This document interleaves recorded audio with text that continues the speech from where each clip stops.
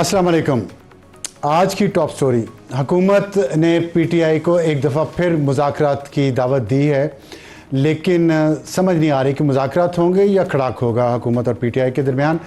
इस पर बात करेंगे, लेकिन आपको ये ताज़ा तरीन सूरत हाल इस्लामाबाद और रावलपिंडी से बता दें। जमात इस्लामी का धरना आज दूसरे रोज़ भी जारी है और हाफिज़ नईमुर रहमान साहब जो अमीर हैं जमात इस्लामी के, वो ख़ुद मौजूद हैं। जमात इस्लामी की टॉप लीडरशिप मौजूद है और उनके मुतालबात हैं कि महंगाई जो है, इस मुल्क में बढ़ती हुई महंगाई और बिजली के बिल जो आम आवाम की पहुंच से बाहर निकल चुके हैं, उस पर हुकूमत फ़ैसला करे, बिजली के बिलों में कमी करे, महंगाई में कमी करे। जो टैक्स लगाए हैं IMF के कहने पे उनमें उनको वापस किया जाए और साथ साथ जो जमात इस्लामी के अरकान या कारकुन जो गिरफ़्तार हैं उनको रिहा किया जाए।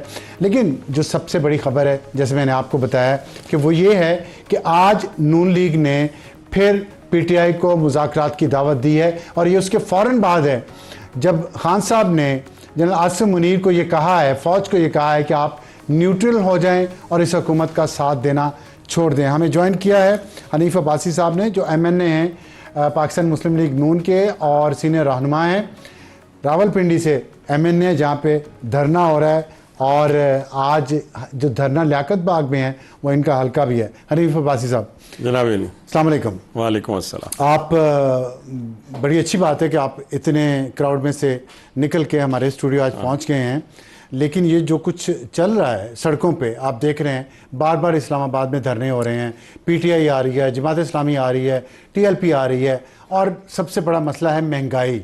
उसके साथ साथ खान साहब ने कह दिया है कि चलें आप माफ़ करें, तो उन्होंने नहीं, माफ़ी होगी ना, उन्होंने माफ़ नहीं की। ये तो चलें, ये बातें, ये तो आप अपने दिल को तसल्ली देने की बात कर रहे हैं, लेकिन ये मुल्क किधर जाएगा? जी, मैं आपकी सारी बातों का इब्सार भाई माशाल्लाह बड़े मैं आपको उन इंटेलेक्चुअल्स में काउंट करता हूँ कि जो मैटर करते हैं इस पाकिस्तान के अंदर। ये तो आपकी मेहरबानी है, मेरी नहीं है, ये एक्नॉलेजमेंट लोग करते हैं, मैं तो करते ही करता हूँ, एज ए पोलिटिकल वर्कर करता हूँ। मैं सिर्फ 1 मिनट आपका लूँगा इन तमाम बातों का जवाब बारी बारी, जहाँ आपकी तसल्ली ना हो, मुझे 3 दफ़ा पूछे मैं बात करूँ आपको। ठीक, सबसे पहले मैं आज इस परचम की बात करूँगा, ये जो मैं आपको लेके आया हूँ, घर से लेके आया हूँ ये परचम। और मैं दुखी इसलिए हूँ कि हमने इस परचम को पीछे छोड़ के ना अपने अपनी पार्टियों के परचम को आगे कर दिया।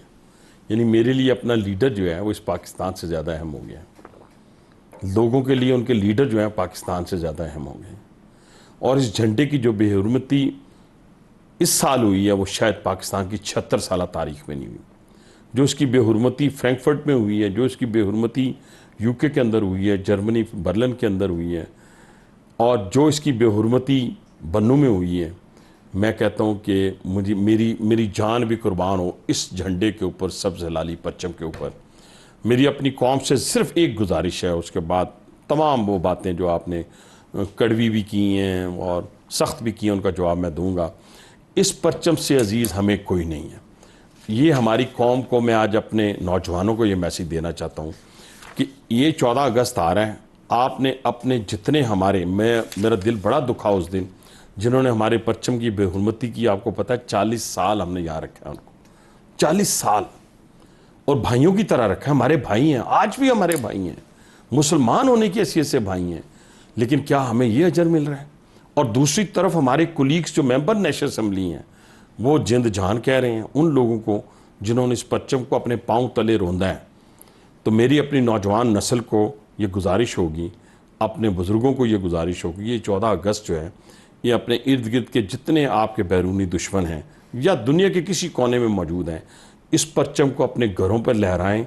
किसी पार्टी का परचम, ना मेरी पार्टी का परचम लहराएं, ना किसी और पार्टी का परचम लहराएं। इसको लहरा कर ये मैसेज तो दे दें, इतनी गैरत तो हो ना। गैरत है बड़ी चीज़ जहाने तगोदो में, पहनाती है दरवेश को ताजे सरेदारा। तो इस परचम की ना हुर्मत पे हमारी जान भी कुर्बान होनी चाहिए, माल भी कुर्बान होना चाहिए, सिर्फ बातों से नहीं, अमलन। तो इसको ठीक उसी तरह सारी दुनिया के सामने जैसे पहले बुलंद था वैसे बुलंद करते हैं। ठीक है, आपकी बात से मैंने आपकी बात पूरी तसल्ली से सुनी है, जी।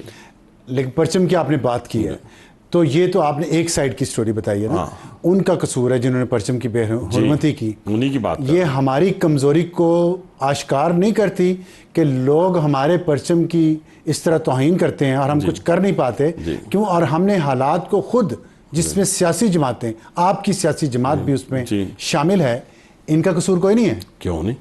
देखिए ना, कसूर तो ये है कि हमें दुनिया के हर कोने में वीजे के बगैर, जहां आप वीजे के बगैर जा सकते हैं किसी जगह, अफगानिस्तान की बात कर लेते हैं, अफगानिस्तान के साथ बाकी 5 ममालिक लगते हैं कि हाँ वहाँ वो वीजे के बगैर जा सकते हैं, उन 5 में वो वीजे के साथ जाते हैं, तो यहाँ आईडी कार्ड के साथ क्यों? नहीं, ये बात आपकी दुरुस्त है। हमने करना है जी, हम जिम्मेदार हमने हैं। करना है ना, वो हमने करना है। 45 साल में पिछले अबसार भाई हमने करना है, 2 जंगें हम लड़ी हैं अबसार भाई 45 साल। अबसार भाई हमने करना है।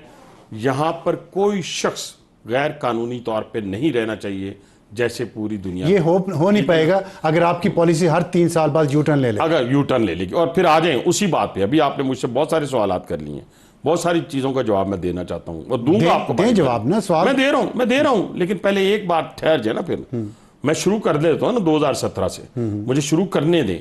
अगर 2017 में भी अदालतें खुली होती, उनका ज़मीर जाग रहा होता, तो फिर मॉनिटरिंग जज तो ना होता, फिर रात 12 बजे सजा तो ना होती, फिर लोगों की गाड़ियों में 15-15 किलो हेरोइन तो ना डालते ना, फिर बेटे से तनख्वाह लेने के ऊपर जो है वो अदालतें किसी को प्राइम मिनिस्टरशिप से हटाती तो ना। अगर वो उस वक्त ना हटाती, और मेरी बात सुन लें, मुझे 1 मिनट सिर्फ दे दें, 42 लाख डॉलर जो है, 42 अरब डॉलर जो है वो इन्वेस्टमेंट आ रही थी ना, कोई घर तो नहीं बन रहा था उससे, इस पाकिस्तान बन रहा था, इंडस्ट्रियल जोन बन रहे थे ना इस पाकिस्तान के अंदर। 120 अरब, मैं एक खबर आपको देना चाहता हूं, 120 अरब रुपए की कस्टम की चोरी है, 120 अरब रुपए की। प्राइम मिनिस्टर उस वक्त के वजीर आजम ने पूरा स्केच बना लिया, उसके ऊपर अमल दरामद शुरू होने लगा। उसके साथ एक और खबर आपको देने लगा हूं कि हमारे पास बहरी जहाज कितने हैं जो माल लाने वाले हैं, माल बरदार। मैं आसान अल्फाज में बात कर रहा हूं, 12। बांग्लादेश के पास कितने हैं? 600। हिंदुस्तान के पास कितने हैं? 1200।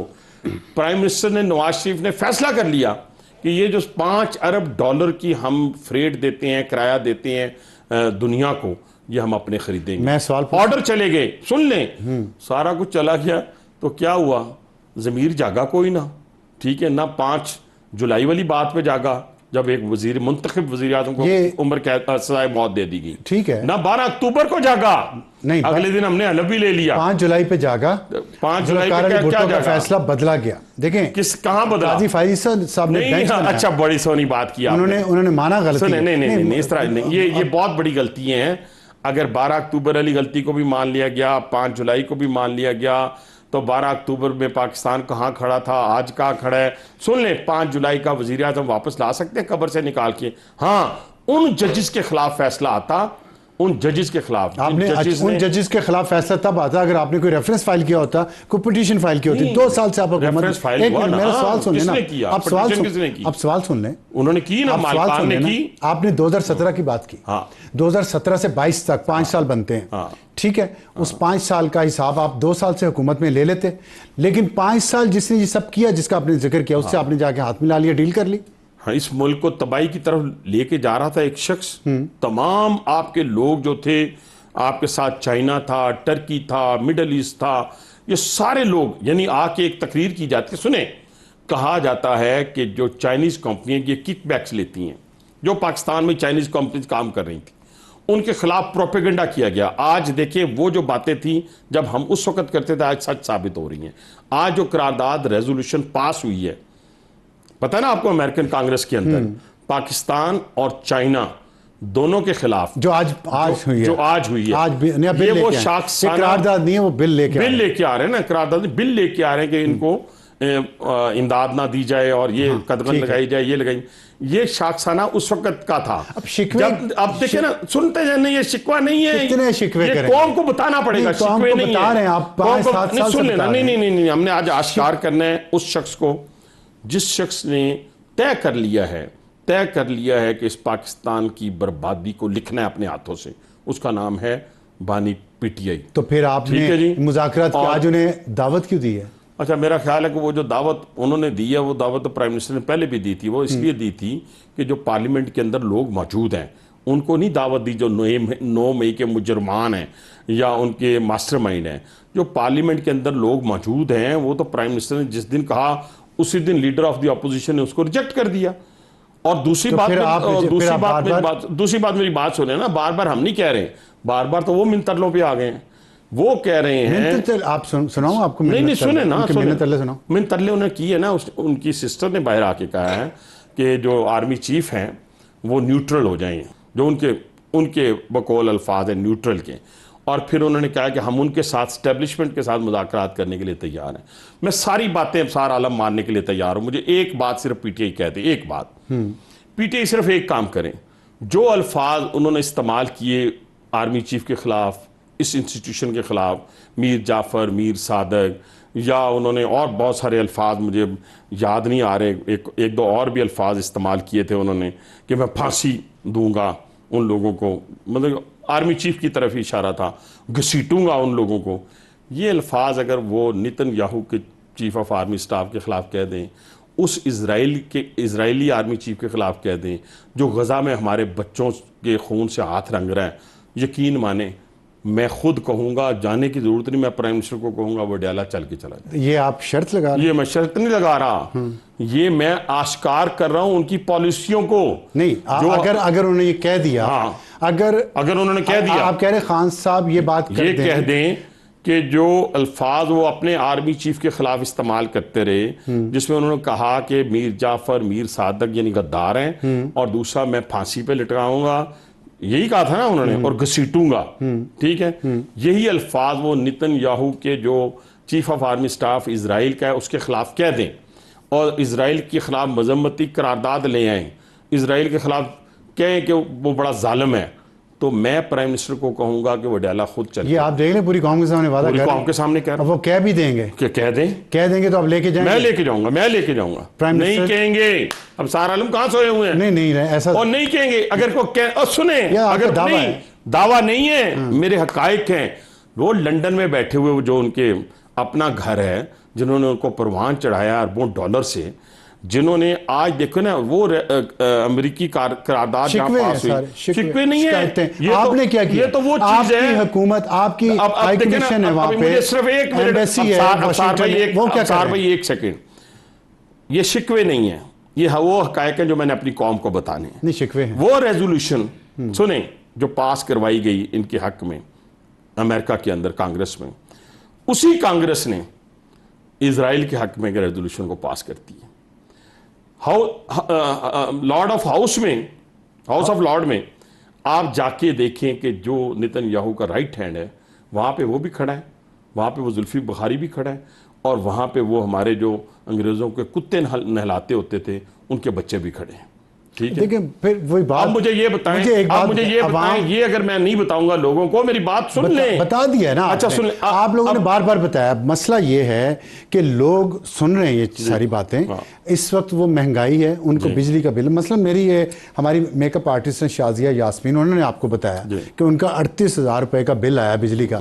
ये लोगों के मसले हैं। जमात इस्लामी आई हुई है यहाँ पे, धरना दे रही है कि महंगाई टैक्स बहुत लगा दी, इस पे कुछ सॉल्यूशन आप नहीं दे रहे। सोल्यूशन मैं देता हूं अभी आपको, लेकिन 2 मिनट ठहर के दूंगा ना, अभी तो प्रोग्राम है कि नहीं, अभी खत्म कर नहीं है, लेकिन अभी सुन ले। नहीं, इस तरह ना करें, इस तरह नहीं, आप असबाब बताना पड़ेगा। देखे ना, हम हॉस्पिटल बनाते जाएं, लेकिन हमने पहले क्या करना, साफ पानी देना था ना, ठीक है ना जी। हमने साफ पानी के अलावा खाने के लिए जो चीज होती है वो प्योर देनी है लोगों को, ताकि फिर हम कहें खेल के मैदान देने हम वो देना, और हॉस्पिटल बनाते जाएं, तो ये भी पॉलिसी समझ नहीं आती। इसी तरह जब तक आप पीछे बताएंगे नहीं कौम को कि हो क्या रहा है या होने वाला क्या है, हमें होशियार होना है। हमारे बच्चों ने हमारी इज्जतें, हमारी जान, हमारे माल दाव पे लगे हुए हैं। आप समझने की कोशिश करें। अब साहब, ये जो ऑपरेशन की बात हुई ना, ये ऑपरेशन वो नहीं है, ये डेली आपके लोग शहीद हो रहे हैं। उन चीजों को हमने ना देखा, दुश्मन को बाखबर ना हुए, 2 साल से आप हुकूमत में हैं, दुश्मन से हम बाखबर ना हुए, 2 साल से हुकूमत में हमें 4 महीने हुए, 6 महीने हुए, ठीक है ना जी। 2022 और उसमें हमने इस मुल्क को बचाया ना, 2022 इस मुल्क को डिफॉल्ट होने से बचाया। वो डिफॉल्ट के दहाने पे छोड़ के गया था, काम तो नहीं करना, छोड़ के ढाल पे। अब आ जाए उस पे, आ रहे, मैं आगे जवाब देने लगा आपकी बातों का, देने लगा। मैं पहले एक चीज आपको सुनवा दूं, कि आपसे हो नहीं पाएगा, चले हो नहीं पाएगा, चले क्यों, ये जरा सुने अली अमीन गंडापुर साहब क्या फरमा रहे हैं। ठीक है, ये नाहल है, ये निकम्मे हैं। और मैं तो कहता हूँ ये पनौती आजम है। पनौती क्या होता है? महफूज। जिस चीज में हाथ डालते हैं वो चीज तबाह हो जाती है। मेरी इदारों से ये रिक्वेस्ट है कि आप न्यूट्रल हो जाएं, इनके साथ रह के। ये नहुसत का लानतान आप पे आ रहा है, लोग आपसे गिला कर रहे हैं, क्योंकि लोग ये समझ रहे हैं कि आप इनको लाने वाले आप हैं। इनसे अपने आप को डिसएंगेज करो, वरना मजीद नफरतें आपके खिलाफ फैल रही हैं। आप देखिए अफसार भी ये कह रहे हैं किसको आपसे कह कुछ रहा नहीं हो है? पाएगा। अफसार भाई नहीं, हमें कुछ हो पाएगा या नहीं पाएगा पूरी दुनिया को पता निकम्मे है। नाअहल जिस मोटरवे से चल के मीन गंडापुर आता है ना इधर पाकिस्तान, अपना इस्लामाबाद में, तो भाईजान वो किसने बनाई है? वो मियां नवाज शरीफ ने बनाई बन है। गई ना, वो 30 साल हो गया। सुने तो सही ना, वही मियां नवाज शरीफ सी पैक वाला है, वही मियां नवाज शरीफ एटमी ताकत बनाने वाला है, वही शहबाज शरीफ जिसने डिफॉल्ट होने से बचाया है। और आज का किया हुआ, हम इनका किया हुआ भुगत रहे हैं ना। वो गालियां किसको दे रहा है आज भी? किसको उबार रहा है? देखें, पॉपुलर तो फिर भी वही है। देखिए, गालियां निकाल रहा है, पॉपुलर सियासत, गालियां निकाल के अपने काम करवा रहे हैं ना सारे। मुल्क जो है ना, ये पॉपुलर सियासत का मुतहम्मिल नहीं हो सकता। नहीं तो ये तो आप कह रहे हैं ना, क्योंकि ये आप मुतहम्मिल नहीं हो सकता। इसलिए नहीं हो सकता, सुने अफसार साहब, ना करें इस तरह। अगर आज वो गाली देके और सारी इंस्टीट्यूशन के खिलाफ बात हो रही है, कोई किसी के खिलाफ, ना नवाज शरीफ साहब के खिलाफ बात हो रही है, ना मेरे ना किसी और, सारी इंस्टीट्यूशन के खिलाफ हो रही है। और ये दुश्मन का वो एजेंडा है जो बहुत अरसे से था, जिसको पूरा करने के लिए बनाया किसने? जी बनाया किसने? बस फिर वो जवाब देना आगे, क्यों बनाया था? हम तो पीटते थे उस वक्त भी। फॉरेन फंडिंग केस कौन लेके आया था? ठहर अफसार साहब, जरा ये बात भी क्या हुआ? फॉरेन फंडिंग केस, क्या हुआ? उस वक्त की अदालतों का ज़मीर नहीं जाग रहा था। तो अभी भी उसकी अदालतों का ज़मीर नहीं जाग रहा था। उस वक्त सादक और अमीन जो थे कहलाए गए, वो लोग जो चोर थे, डाकू थे, उनको सादक और अमीर कहलाने वालों का जमीर नहीं जागा था। आज जमीर जाग गया है। आज मुझे क्या पता है? मेरे सवाल का जवाब नहीं दिया आपने। अदलिया पे तनकीद कर रहे हैं। नहीं, अदलिया पे नहीं, मैं उन पे कर रहा हूं। तनकीद कर रहे हैं, लेकिन आप ये नहीं बता रहे कि आप कैसे यहां से निकालेंगे इस फंसे हुए हैं। आपके पास कोई प्लान? सुने प्लान है। अभी 2-3 इश्यूज हैं। अब ये बातें वो थी जो कौम को बताना थोड़ा जरूरी थी। ये रेजोल्यूशंस की बात करना, हाउस ऑफ कॉमन की बात करना, ये सारी चीज़ें बड़ा ज़रूरी है, क्योंकि इसी के पीछे ही सारा कुछ छुपा हुआ है। ये दुश्मन हमलावर हो चुका है पाकिस्तान के ऊपर, ठीक है? और उसके आलाकार, सहूलतकार हमारी ये बानी PTI की क़यादत में लोग हैं। इससे आगे आ जाते हैं। देखिए, इसमें जो अभी मैं आया तो मेकअप आर्टिस्ट आपकी थी, वो बहन ने मुझे बताया कि मैंने वैसे पूछा उनसे कि आपका कितना बिल आया? उनका 38,000। और ये बात मैं आपके सामने नहीं कर रहा, मैं अपनी पार्टी मीटिंग में अपने प्राइम मिनिस्टर के सामने करता हूँ। अच्छा, इस बदकिस्मती ये है कि जब आप किसी से पैसे लेते हैं तो उनकी शराइत पे चलते हैं। ये तो कोई दूसरी राय नहीं है, ठीक है? अब इस पे हुकूमत को क्या करना चाहिए या क्या कर रही है? पहली बात आप ज़हन में रखेंगे, पंजाब हुकूमत ने 2 बहुत बड़े इनिशिएटिव लेने जा रही है। हो सकता है सारी चीज़ों में मेरा इत्फाक ना हो, लेकिन 200 यूनिट के ऊपर वो सोलर पैनल मुफ्त तकसीम करने जा रही है। मैंने भी सोलर लगवाया हुआ है, ठीक है जी, मैंने 1 साल पहले लगवा लिया था। 200 यूनिट वाला जो होगा सारफ, उसको पंजाब हुकूमत जो है, 12.5 करोड़ का सूबा है, उसको पंजाब हुकूमत फ्री सोलर पैनल देगी। 200 से ऊपर जो 500 तक हैं, सूबाई हुकूमत है ना। पूरा मुल्क बाकी क्या करे? सुने तो सही, वो भी आ रहा हूँ ना, मैं उधर ही आ रहा हूँ ना। अब पूरा सुनेंगे, वो भी आ रहा हूँ, ठीक। उसके बाद 500 यूनिट वाले तक को, वो जो 200 से ऊपर वाले होंगे, वो पंजाब गवर्नमेंट 10% के ऊपर लोन विदाउट इंटरेस्ट वो लेके देगी, अच्छी इंस्टॉलमेंट के ऊपर। वो इंशाल्लाह ताला 500 यूनिट तक तो हम लोगों को इस तरह रिलीफ दे देंगे पंजाब के अंदर। अच्छा, अब मरकज़ के अंदर क्या हो रहा है? मरकज़ के अंदर हम $3.5 अरब का ऑयल लाते हैं, 10 लाख उनको चलाने के लिए, ट्यूबवेल को चलाने के लिए $3.5 अरब का, ठीक है सर? उन सबको हम सोलर पे कर रहे हैं चेंज। सबसे पहले नहीं, सारा जितने पूरे पाकिस्तान में हैं 10 लाख जो तेल पे चलते हैं, जो तेल पे चलते हैं। अब जो बलूचिस्तान के अंदर हमने वो 28,000 के ऊपर काम शुरू कर दिया है, यानी वो 80 अरब रुपए की बिजली खर्च करते थे, पैसा कोई नहीं, बिल कोई नहीं देते थे। तो हम ना उनको बंद कर सकते हैं, ना ये बात आप जमात इस्लामी से आपने ये बात की है? ये अभी बातें करेंगे ना जी। अभी 3 रुकनी जो हमारा वफ्त, हमने तो जमात इस्लामी से लड़ाई थोड़ी लड़नी है। हमने तो जमात इस्लामी के धरने के फौरन बाद अपनी कमेटी तश्कील दे दी 3 बंदों पे। वो उनके लिए मुज़ाकरात के लिए तैयार है। उनको ये सारी चीजें जो है उनका मतलब बड़े क्लियर है। और दूसरा, बिजली के बिलों में कमी करें, जी, और महंगाई कम करें, भाईजान इस पे टैक्स कम करें। IMF की कंडीशंस हैं, कैसे करेंगे? अच्छा, वो कैसे किए?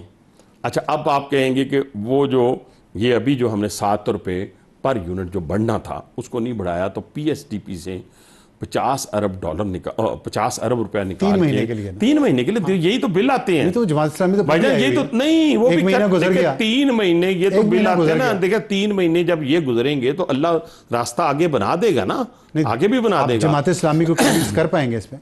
अभी सुन लेना, इसी तरह उधर में से भी पैसे 50 अरब रुपया निकाल के हम लगा रहे हैं कि इस पे 28,000 सोलर ट्यूबवेल के ऊपर लगा तो रहे हैं। पीएसडीपी खत्म ही कर दें, फिर बंद कर दें। नहीं, पीएसडीपी बंद वो तो भी नहीं हो तो सकती, तरक्याती वो बजट भी ही- तो तरक्याती बजट है, वो तो मुल्क फिर चलता ही मतलब वहां उससे से है। निकाल के इधर ला रहे वो हैं, ला रहे अपने हैं। खर्चे आपने कम नहीं किए। नहीं, देखिए- प्राइम मिनिस्टर हाउस का खर्चा, प्रेसिडेंट हाउस का खर्चा, मेरी बात पार्लियामेंटेरियन सुने, का खर्चे, प्राइम ये सब मिनिस्टर बढ़ गया। हाउस का खर्चा ही कोई नहीं है। हमें तो 1-2 बिस्किट मिलते थे, वो भी अब नहीं मिलते भाईजान। ये तत्ता पानी नहीं होता, ये तत्ता पानी मिलता है, आके रख देते हैं, हम पीते ही नहीं है। मैं तो नहीं पीता, काफी लंबी, ठीक है नहीं, मुझे तो नहीं कभी मिली कि वहां पे कोई फिश नहीं मिली। आपने मुझे मतलब बजट में उनके लिए खर्चा रखा ही नहीं? मुझे कोई खर्चा तो वही होता है ना यार, जो वहां पे थोड़ा बहुत लोग आते हैं, रहते हैं, वो प्रेसिडेंट उसके हाउस का अलावा खर्चा नहीं बढ़ा? देखिए प्रेसिडेंट हाउस का मुझे नहीं पता, मैं प्राइम मिनिस्टर हाउस की बात कर रहा हूँ, वो भी नहीं बढ़ा पार्लियामेंट होगा। का नहीं बढ़ा? वो भी नहीं, पार्लियामेंट का क्या बढ़ा है यार, क्या बढ़ा है पार्लियामेंट का, क्या सैलरी है पार्लियामेंट की? कुछ नहीं है। चलिए। ये देखे ना, इस तरीके की गुफ्तगू से कौम को फायदा कोई नहीं होने वाला। ये जो गुफ्तगू आपने इससे पहले की है ना सर, वो मैं आपको कहता हूं कि आज देखें चीफ मिनिस्टर, ये प्राइम मिनिस्टर 10 साल चीफ मिनिस्टर रहा है, 10 साल पंजाब का, एक पैनी का एक खर्च जो है, जितने बैरूनी दौरे थे ये सरकार से नहीं हुए, एक पैनी का खर्च नहीं हुआ।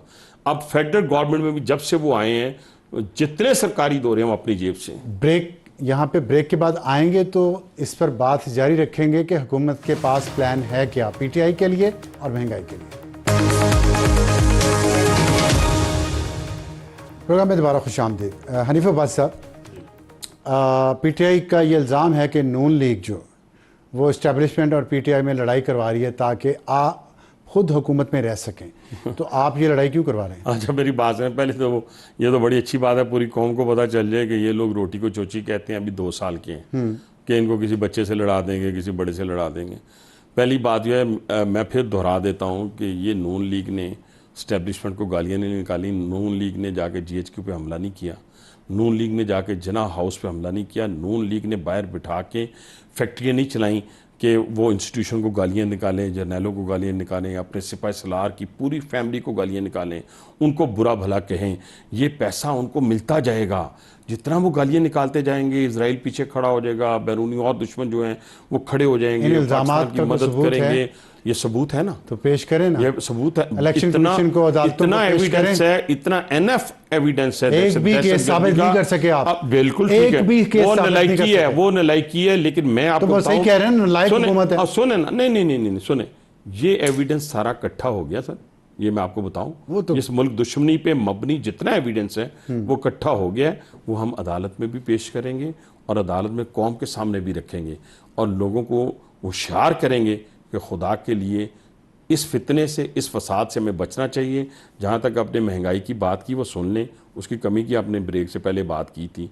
इस फितने को तो इंशाल्लाह ताला अगर ऐसी जेल अगर किसी और सियासी बंदे को मुयस्सर आए, मैं तो वो भी आप कहेंगे फिर आप खुद हुक्मरान हैं, आप क्या कर रहे हैं। नहीं, मुझे पता है आप किस तरह की जेल में रह चुके हैं। ठीक है जी, मुझे अंदाजा आपको है। पता है ना, मैं कहता हूँ अल्लाह ताला वो जेल जो हमने काटी है वो वैसी आदि इमरान खान को मिल जाती है, इनके साथियों को वो मिल जाती है। अल्लाह ने नहीं, आप तो नहीं शायद- करना था, खैर, लेकिन हाँ। छोड़े, आप नहीं कर सकते। मुझे ये बताएं कि असद अयूब उमर अयूब नहीं उमर अयूब नहीं, असद कैसे साहब ने फरमाया है कुछ दिन पहले, उन्होंने कहा दिसंबर में सब कुछ बदल जाएगा, और हो क्या रहा दिसंबर में कि अक्टूबर में नए चीफ जस्टिस आएंगे, नवंबर में अमेरिका के इलेक्शन हो रहे हैं और लग ये रहा है कि ट्रंप शायद वापस आ जाए।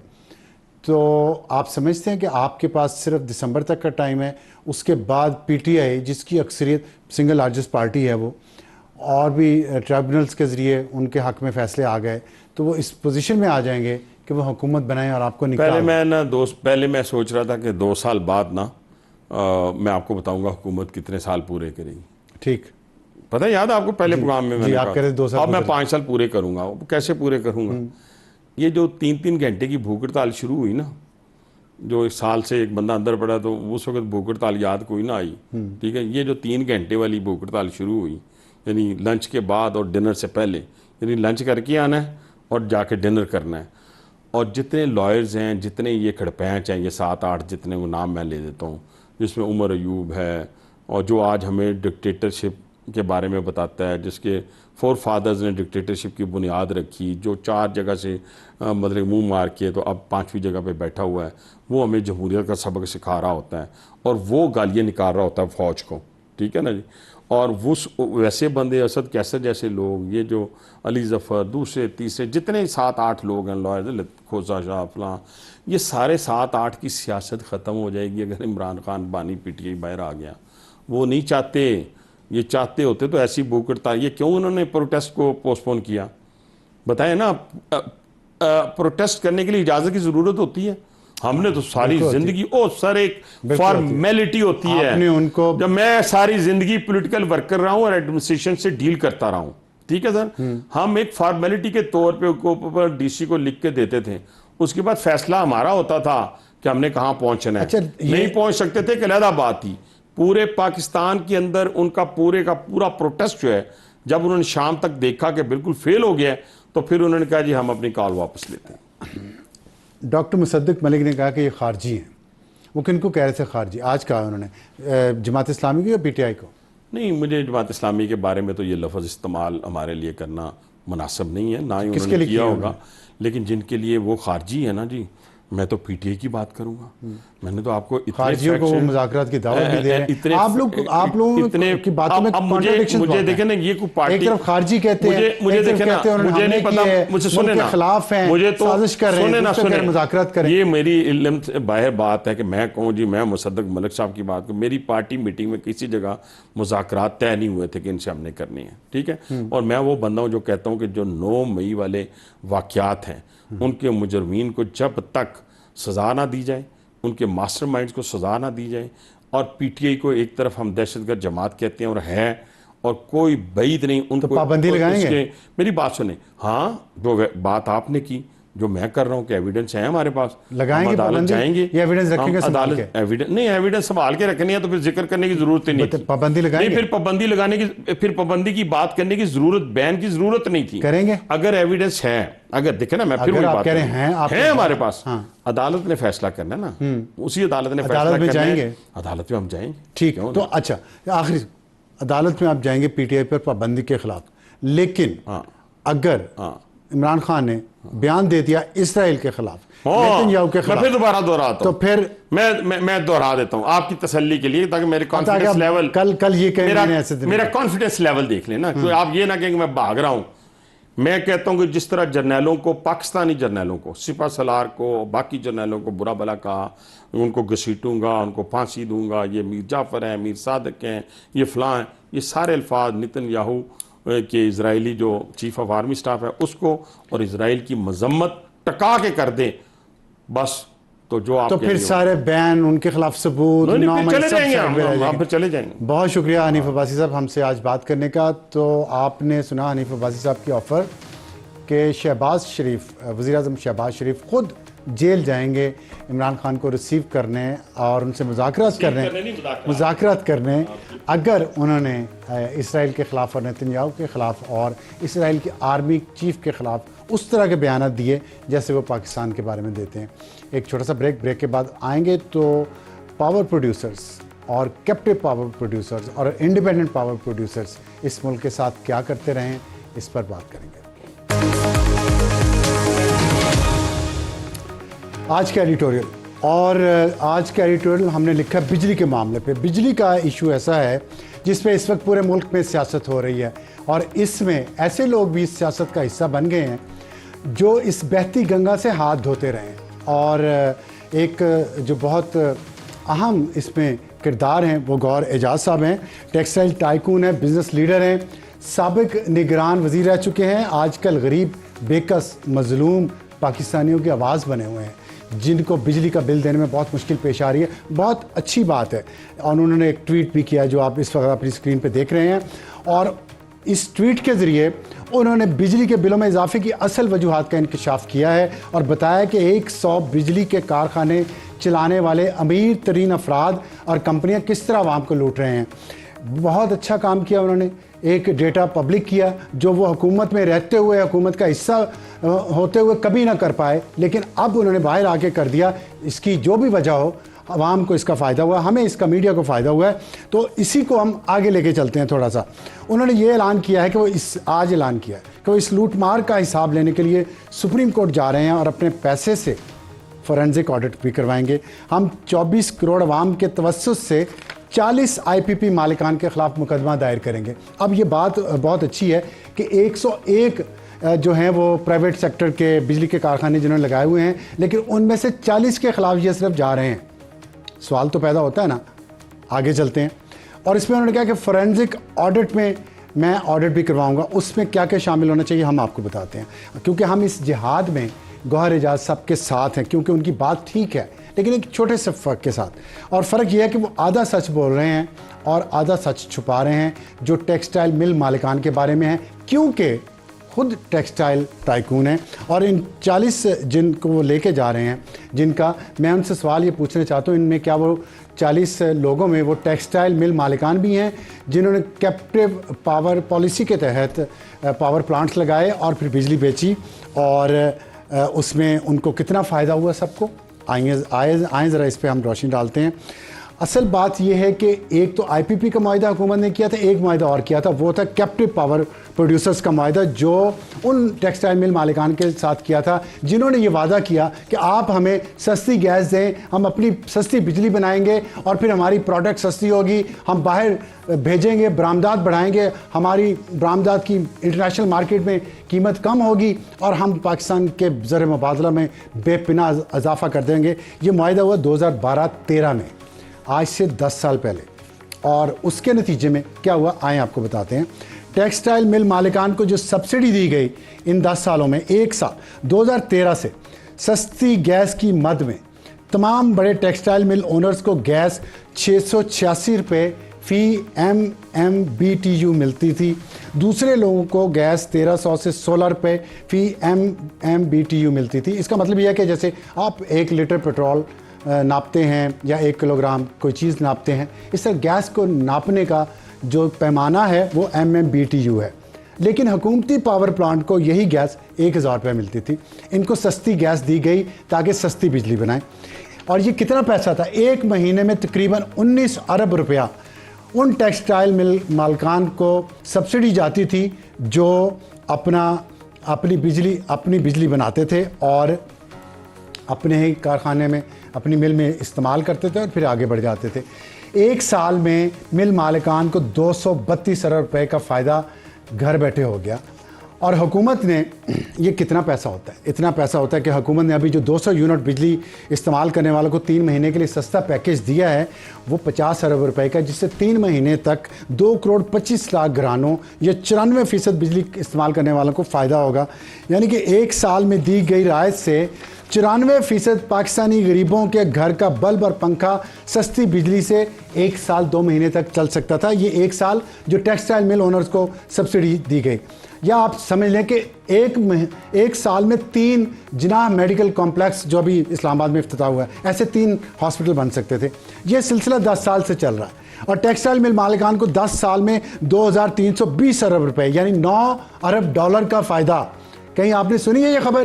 किसी टीवी चैनल पे, किसी ट्वीट में आपको ये सारी तफसीलात नज़र नहीं आएंगी। और इतना ही हमने IMF से 10 साल में तकरीबन 10 अरब डॉलर का कर्जा लिया। और ये जो बिजली बनाते थे उससे जो अपनी डिमांड से बढ़ती थी वो बेचते भी थे उसी कीमत पे जिस पे बाकी IPPs बेचते थे, वो अलग है। और बरामदात में इजाफा बड़ी दिलचस्प बात है। देखें आप, ये इकनॉमिक सर्वे पाकिस्तान का डेटा है। 2013 में 10 बिलियन डॉलर, 2014 में 11, 2015 में कम हो गई 10 बिलियन, 2016 में और कम 9, 2017 में 8, 2018 में 9, 2019 में 9, 2020 में 10, 2021 में 11, 2022 में 14 और 2023 में 12। ये बड़ी इसलिए कि कोविड की वजह से जो कीमतें थी पूरी दुनिया में, पाकिस्तान से एक्सपोर्ट होने वाली तमाम दुनिया से टेक्सटाइल एक्सपोर्ट की कीमतें बढ़ गई लेकिन क्वांटिटी कम हो गई, तो बरामदात भी नहीं बढ़ी। और कौम को टीका लगा दिया 10 बिलियन डॉलर का कैप्टिव पावर प्रोड्यूसर्स ने। गौर साहब, इनको भी लेके जाएं सुप्रीम कोर्ट, इनका भी ऑडिट करवाएं। टेक्सटाइल मिल ओनर्स ने जो गैस की सब्सिडी से कमाया, क्या वो कमाना उनका हक था या वो गरीब के मुंह से निवाला छीन के आप लोगों के ड्राइंग रूम में नए क्रिस्टल पीसीज आए? Good night.